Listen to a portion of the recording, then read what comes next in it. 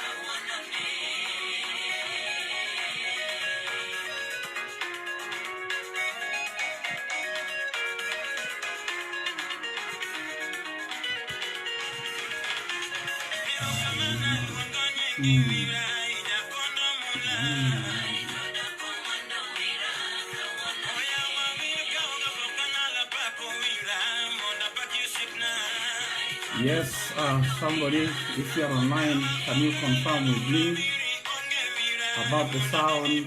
And if you're there, just write, I'm here. You can write, praise the Lord. Let me know very quickly, so that we may begin together. Thank you, Anne from Missouri. Austin Franklin. Yes, thank you for coming from all the way. Yeah, from Garissa. Invite somebody. We have good news.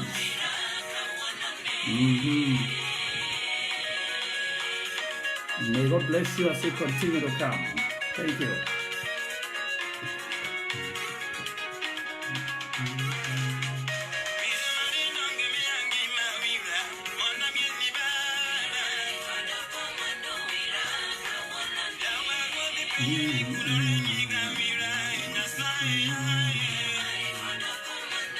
Hallelujah. Hallelujah.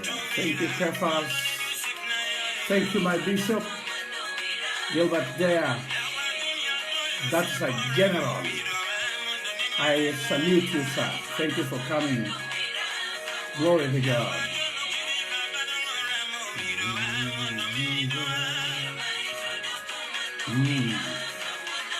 Glory to God. Yes.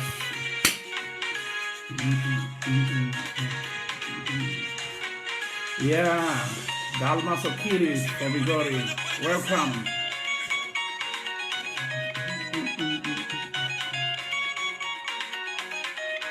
Glory. The song says, more anointing, more anointing, more anointing for the work of God. This is live from Kisumu City. your beloved brother Bishop Joshua Amara is online. Philip Amara from Gazen. That's my boy, my son. Thank you for coming. Just invite somebody to come. I know that some people are still tied up looking for news. There is no news except the Word of God is what we have. That is what brings good news. So please come. Come all, come together. Glory to God.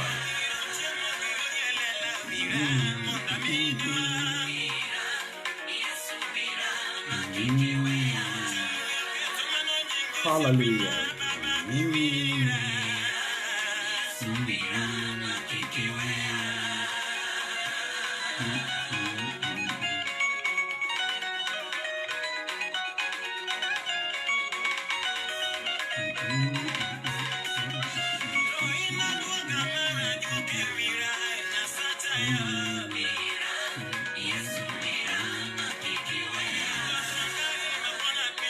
Glory to Jesus.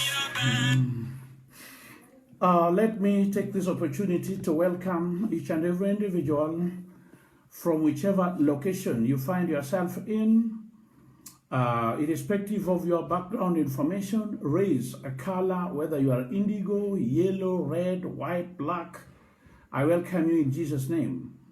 I welcome you whether you're from Europe, or whether you're from Australia, America, Africa. Yeah, we are all have one destination. So thank you. Thank you for taking your time and to come. This this broadcast is going to be here. So if somebody is not able to come, they will access it through my site and even through our YouTube. So please get connected and get blessed. This is a place of blessing, and I assure you that surely it is not going to be in vain. 1 minute, 2 minutes, 3 minutes, 20 minutes that you're going to spend before the Lord, that is not going to be in vain. You will allow me again to apologize for what happened yesterday, because I had an abrupt blackout. Everything went off, so I couldn't finish my message. But I did an introduction, and I want to separate it today. I said work versus worship. So it is going to be elaborate. This is not just going to be a joke. It is going to be elaborate. And today I will single out what we call worship. What we call worship. That is what I'm going to do. I'm going to talk about worship. That is what I'm going to do. So another day, we are going to talk about something else. Nyasaye omiya thuolo ni to speak to you. Omiya thuolo ni mondo awuo kodi. Na wacho ni nitie weche moko madwaro ni mondo akwonga wach ne jowa mondo giwinji. Koro ok adwa bedo jela moro ni nyaka wuoya gi Kisungu kata gi Kiswahili ni mana we jomoko oko ya awe jomoko oko, lakini ng'wona nikech nitie samoro be bedo jela jomoko be nitie ma kata ka gijo Kiswahili to koro Kiswahili miwacho marach ne ma koro gi concentrate ok giwinj the message. Koro seche moko ber ka wanyalo wuoyo kama to be wanyalo wacho Kisungu na ko ni wan gi dholuo, wan Kisungu, wan gi Kiswahili be wanyalo mosi gi dhok mamoko. Koro Nyasaye omiyo nyaka dho polo wan go, kune wan gi dhok, wan gi dhok te ma Nyasaye omiyowa. Koro yie mondo awuoye weche moko kae tabia dhi mbele, nikech wach Nyasaye en dongo. Achiel kuomgi ni wanyalo rich ji. Aseyalo kuonde mang'eny. Aseyalo India. In fact, all the continents of the world, I have visited them all.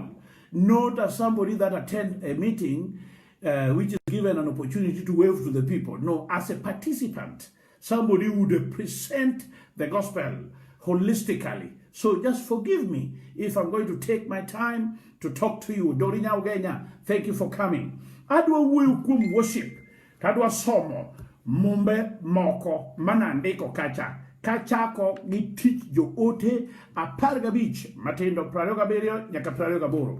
Abiro some gi Kisungu.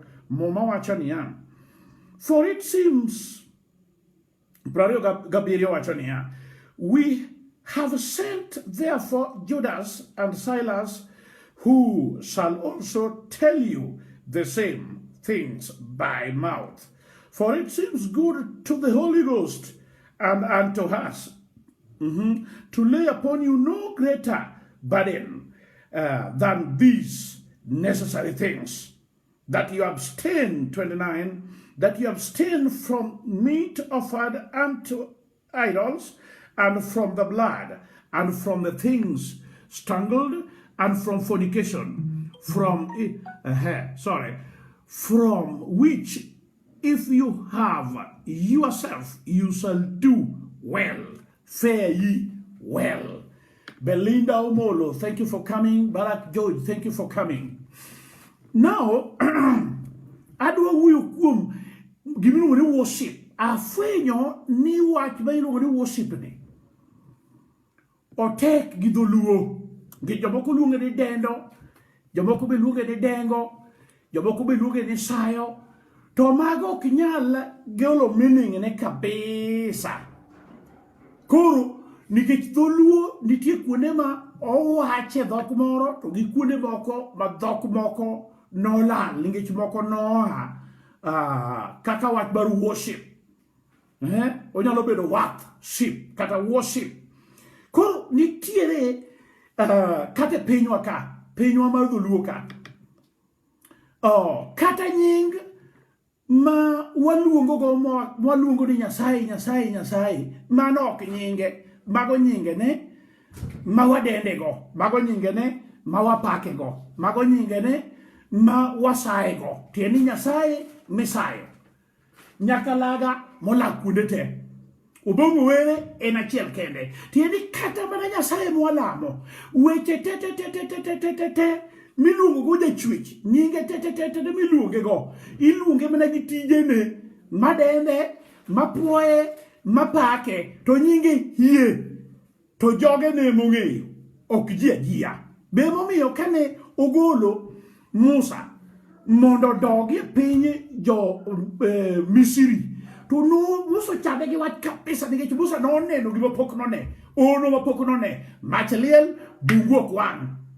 To kosudo machiegni to koro ni gol wuoche tiendi kama ichung'e ni kama ler. Tieni chako mar worship ochakore. Tieni ka ng'ato dhi kamoningore, odhi olamie, odhi osaye, odhi otime gik moko, nitie gik ma nyaka owe. Ok wuoye lonyo wuoche, to nitie gik ma sama ng'ato dwa donjo nyime Nyasaye maduong'. Nikech worship is an act which takes us to the inner chamber where we get intimate with the divinity. Humanity meets the divinity in an intimate way where one is subject to the other and he understands it not physically but spiritually, because it is a place where your faculty, your mind is not functioning. Kama kidonje ni kore dwa worship, idonje jim Nyasaye no, to koro kin in iwinjo kelal, nikech idonje silo. Nyasaye ne dhi e silo mondo rom gi ji. Silo chalo bedroom mar Nyasaye. Maka Nyasaye ne dhi romo gi kanisa, tiwinjo ni kanisa samoro ninda piny te, maonge ng'ama wuoyo, ji chora. Jomoko nyalo mana ywak, gik ma ginyalo wacho onge. Kata mana Roho Maler, sama Roho Maler sayo noa e nyim Nyasaye, when the Holy Ghost is interceding in a worship way on our behalf, weche rumone koro chora. The Holy Spirit gets intimate with the Father. Wale une mumano, nikech nitie gik madwa lero. Muma wacho ni kisomo kama Yesu romo gi chi Samaria. Yaucha soko mowero ni soko Jakobo bochokoro be ale Yesu omugo sala japunjio soko Jakobo no tiene ni kaba kucha duro mo gi Yesu, to Yesu ne Yesu kore ni mi happy abodhi kore ni aonge gir tuombo kaeto wacho dhi ba wacho donje koda mowinjore ni wan kindwa gi jo Samaria ok wamodhore pi, wan jomo war hoho ni e kindwa gi joma ok owar. Okone kamano maler maliw kod dhok manowuoyogo kode. Ma jomoko wacho ni nowacho dho Aramaik, to dhako cha bende wuoyo. To kata kamano, koro dhako cha siemo got kama nigi lemi. To Yesu to neno ka dhako no understand the intimacy which can be created between him and the worshipper mobiro monolem. Koro kore ndalo biro magik moko are going to be dismantled. Ibi ketegi ok gibi bedo come parono kata come chake parono. Gimoro ka gimoro biro bedo e chuny. To biro bedo joma time gadieri kod joma time e miriambo be. Joma time miriambo biro go yamo. Joma time gadieri biro yudo. Ne worship ji mang'eny ok understand gimiluongo ni sayo kata lemo, nikech nyabiro poge misengini mang'eny manyaka wana chop nyaka apoge e kech adek. Apogo worship in the spirit, apogo worship in the body, apogo worship in the material world. Mondo ing'e kaka ng'ato nyalo donjo e nyim Nyasaye. Koro kawuono adwa wuoyo maro. Barnabas kod Paulo oyudore kod jomoko. To ka gidhi mondo koro gipuonj gi weche kaka ilamo Nyasach jo-Yahudi, Nyasach joka Jakobo, to giyudo ka jogi welo, to mbako dhi e wang'e, ma ji ogo mbaka, ma ji ok owinjore. To Paulo gini oting'o joka to dhigo Jerusalem, headquarter mar din. Koro ka gidhi kucho, to koro gidhi, to wach nobudhore mondik barua. To barua ni gima ne mora. Nene giwacho niya, kaka long'onwa, kendo kaka long'one Roho Maler. Koro kanyo dwa ni underline. Kaka bernwa, kendo kaka berne Roho Maler. Kawuono, ji mang'eny ok wer, ok lam kaka long'one Roho Maler, to gilamo kaka long'onegi. They justify the means but abort the end. I don't understand. They justify the means and abort the end. Preaching maraber tokogo kod ng'ato mondo oyude kaka Nyasaye nyalo lime. Emiyo kawuono iyudo kaka kawuono orators, joma nigi oratory skills, manyalo wacho kisungu ka gima nonyuole. Iwuoro ni winyo mawer maundhwe, jomoko be nitie mawer to wende gigi kata yande gigi onge gi meaning. Onge gi meaning. Talo wer moro mana winjo chon makati wer di 14 di 15 nyaka 27 to Nyasaye ok loye na winje kapod watindo. Ka wadhi kendo ni were mana ka ji odhi aliel winjo niya wan mana welo to joka nowinjore wer moro makelo kata oj piny mamwalo ka wan mana to ka jachien mano nego jal cha ok winj dholuo tiwero ne Kiswahili sisi ni wageni hapa dunia tikowe gi ywak ten ywak makelo tho ok ywak makelo lokruok. Koro iyudo ka mana mar worship nolal ne ok obedo. To kata kawuono wan gi worship, wan gi choruses, wan gi wende mamoko makibedo kata kanise king'iyo kaka joko ni idhi kanisa moro tiyudo ka ni koro jogi koro donjo koro worship. To ena worship mamoro mana ng'ama werno, to kendo moro mana jo sinagogi. To Nyasaye maduong' tinwang'o ka ok show up, God will not show up. Nikech gik matimore kanyo moro mana jogo. Kaka girwakore kende moro mana jogo. Kaka gimiel kende moro mana go jogo. Worship mang'ato dware Nyasaye, jowadwa Nyasaye an wuoro iluongona mara. Nyinga miluongona mara no. Koro wakawo niya ni nadwa paka mara kod gik manotimo kendo mara no kaka nonyuomo minwa kendo mara no ng'ama ber kora entie osebiro e chokruok mantie koro miya thuolo mondo kora paka mara no mondo joma kiaye mondo ng'eye. Damiel na mara gonding'a,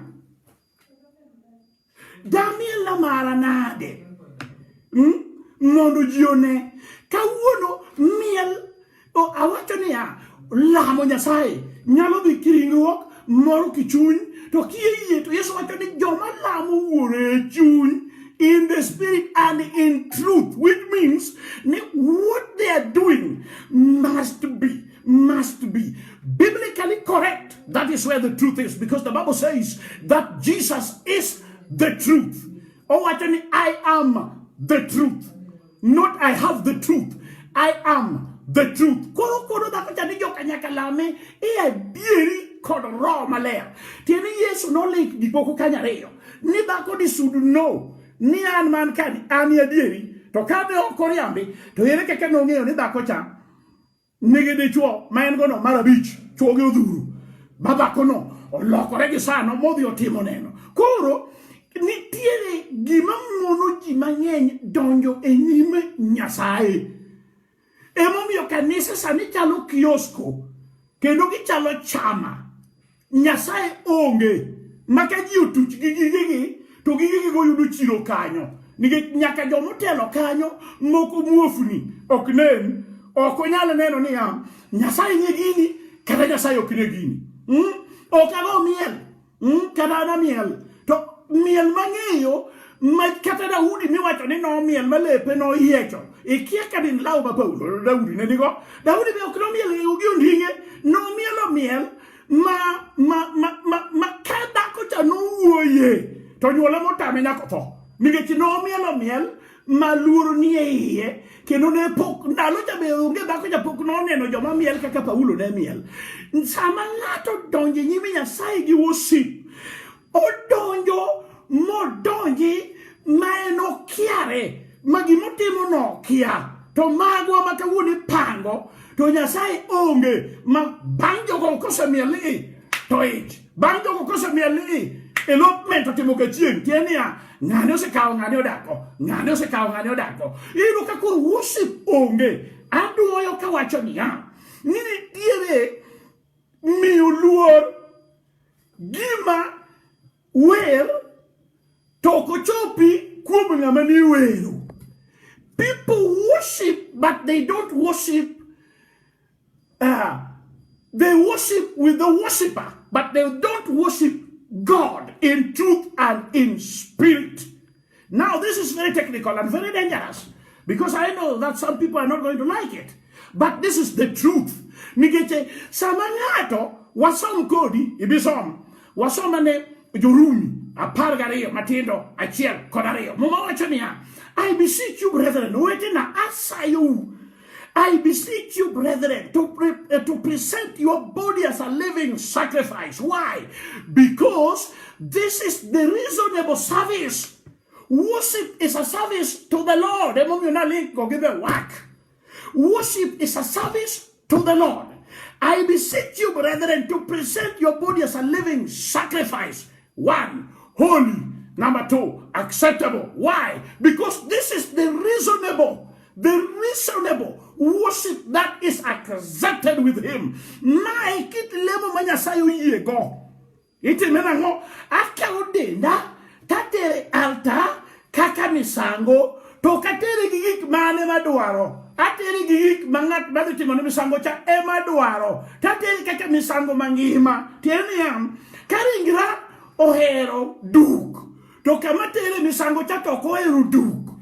Nyaka duga cha monda deni get gino kudwar kanyo. Tado ye keno bar misango no kaka Nyasaye dware. Pero dirigiri kaka keno kaka misango mangi mama Nyasaye dware niam. You deny yourself. Itamu gik baringruok dwaro. Titemu gik bangami dhilamo cha dwaro. Kendo keminie waj. Nige kemi no wacho kocha kitie gik moyie go. Ba oye gi joma ni duk.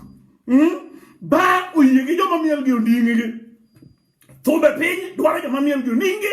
Ka Nyasaye kato nitiere. Nyasaye dwaro niya kitimo gimoro. Lame holistically. With the whole of your body. Remember Jesus said, if you want to love him, you must deny yourself, number 1. You must deny your mother, number 2. You must deny your father, number 3. You must deny your land. You must reject your relatives. You must reject every philosophy, everything that you think is worthy. Then you go to him that is worthy. Then you will gain. Ibiru gikboku to maok ni yudo e pinkocha. Ibiru double nigika. To kidu ariwo.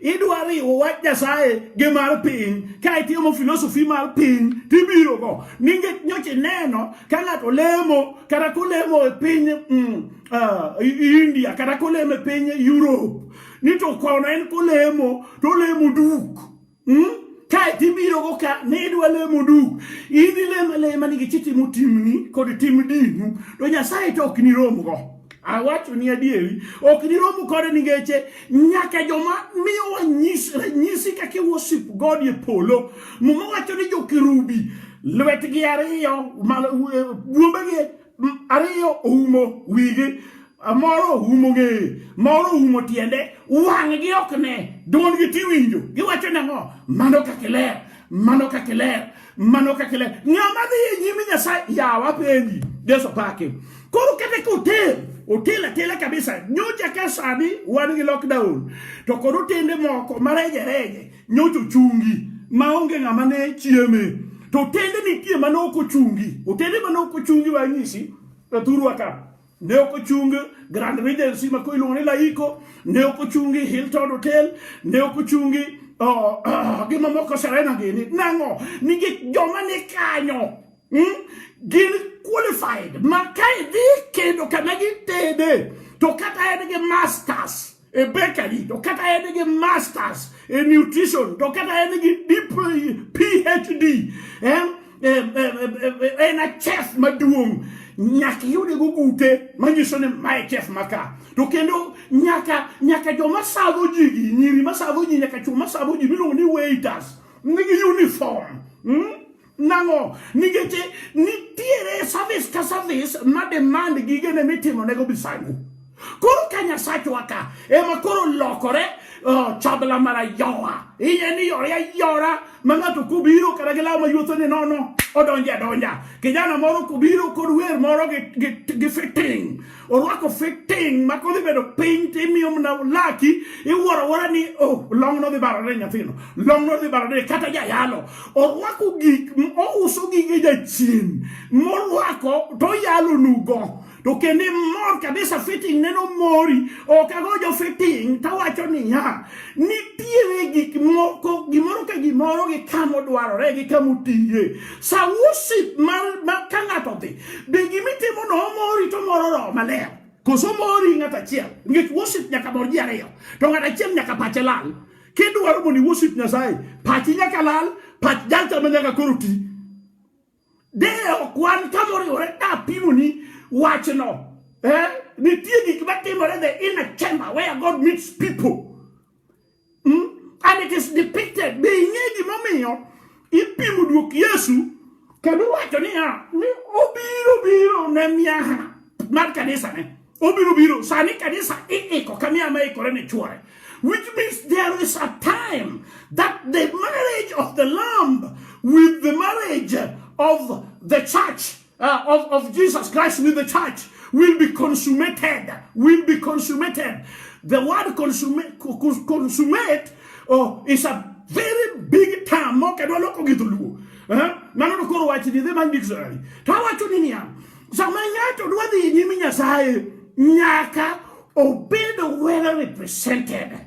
Sama Musa Nyasaye no kono Musa ni ya tuang narun leuni mabeyo nige namba chiel leuni go biro mie luor kodangowa kodi chia makao di nyimi Nyasaye to jibiro yie kode ana seido ndege onge pilot ok chalgi ji nyaka haya cruise ok chalgi jomoko kanisa be nitie jogene nitie vassals nitie okombe kanisa Nyasaye oketo kine tija oketo kine tije mogen ok tija ndalo moko ja yalo moro no tugore piny Amerika kabiluongo ni genge chweche bagarita kwe ede mano tuchi gi lewni moko mane dio kama to wiye ne onge kaka koro marani to manino donge matin to no dayo ma okrat mano ber kabisa to kama kamano nitie weche mano wacho to no mako kijene message ko yalo na Amerika to chopo Nairobi to chopo Dar es Salaam to chopo Lagos Nigeria kata kamano kale gigene kanoro wako ninge chine nitie gimomi onge gimora mora mangato nyalo rwako e piny ka maonge gi meaning. A worshipper of God must be a worshipper in truth and in the spirit. As it seems good for us and unto the Holy Ghost. Kaito joka kodi ko barua to wacho niya, gima koro moro wa, to moro malere niya, weuru gik motho. Weuru chamo gik motho. Weuru chamo remo. Mano has got a deeper meaning. I told you yesterday. Eating of the blood, ok ni chamo remo practically sadi, to engi spiritual connotation, spiritual meaning, ma very deep. Because ke chamo gimani remo, e chamo gita. E chamo gita. Emo mio kata mio dalo manige dalone. Nikoreni, stay away. Life mara woman ni erembe. Life mara man ni erembe. Sama ji dua worship. Mangato dua donje jimi Nyasaye. Make sure ni gik mitingu kuomi kanyo. Nyasaye oyego to himbe ok gichwanyi.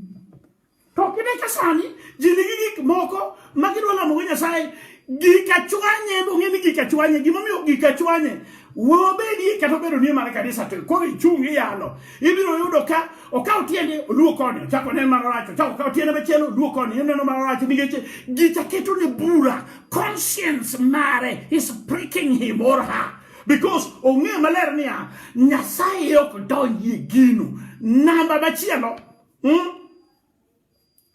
nyaki winju wende maka to worship God to wende go connect gi polo nitie wende moko ma connect gi polo inyalo po kali wero mana ne idol to ki wer mango connect gi polo kaka nitie wende moko ma wero an object to gi wer Nyasaye giketo remna gi wende ma wero an object to gi wer Nyasaye inyalo loko gino idol.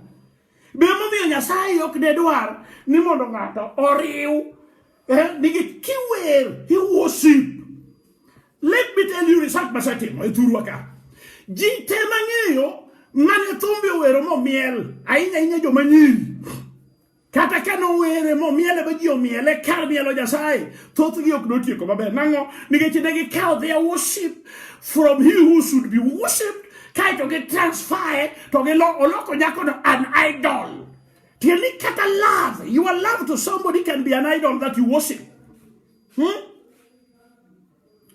Jotumbego no wero mama ko no predict thogi. Moro no wero ni am chieng na to ne nyiri kendo chieng na to ne era. Maero chwe monege practically they died.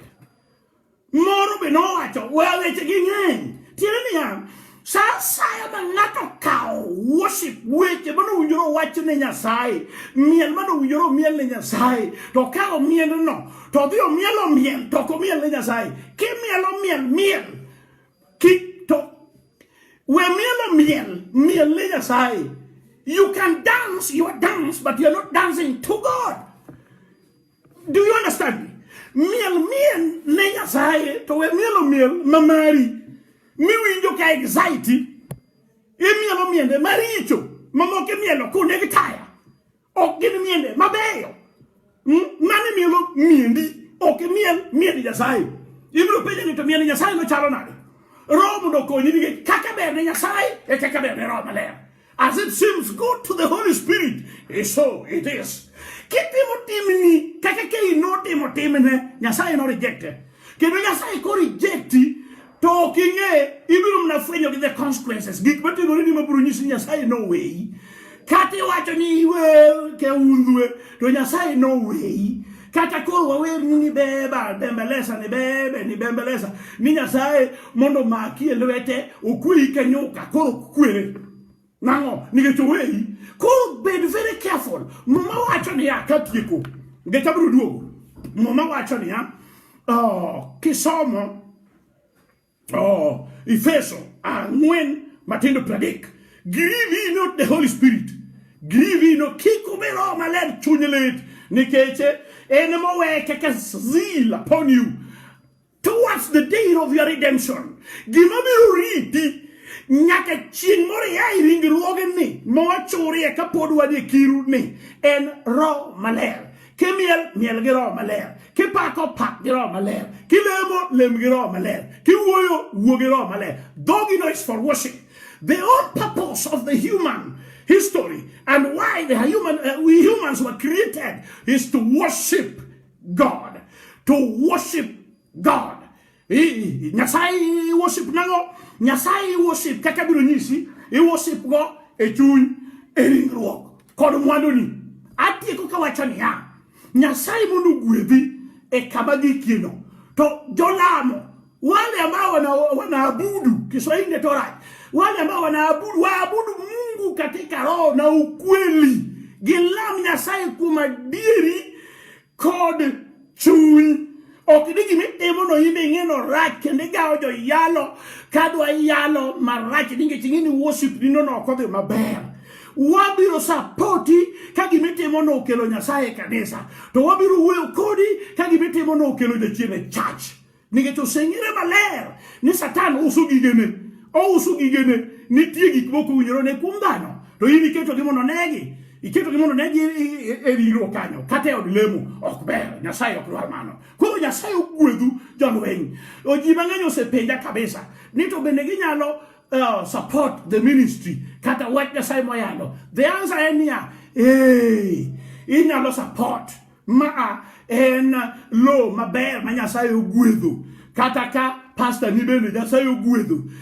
Kamoro amora ma intie tine Nyasaye abiro puonjo ka tieko topige ni. Ningeche Nyasaye yose kalo kodwa waneno ko kalo kodwa nyaka dalo ba corona ni waburu worship Nyasaye nyaka gigijewa omiyo Nyasaye ogwedhu wamna lem ni mondi bede jalamo mara dieri. Ero kamano duongo dog ni kum teko ni maduong nyalo ni.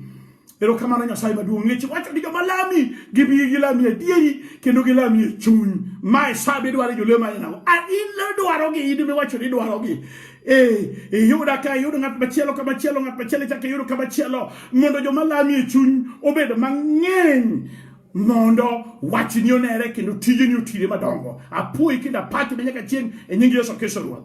Ka ng'ato dwaro message ni wan gi YouTube kata ka in kod wach moro ma delemnie go sime gaga sime wabiro wuoyo kodi Nyasaye mondo gwedhwa ahinya. Amen.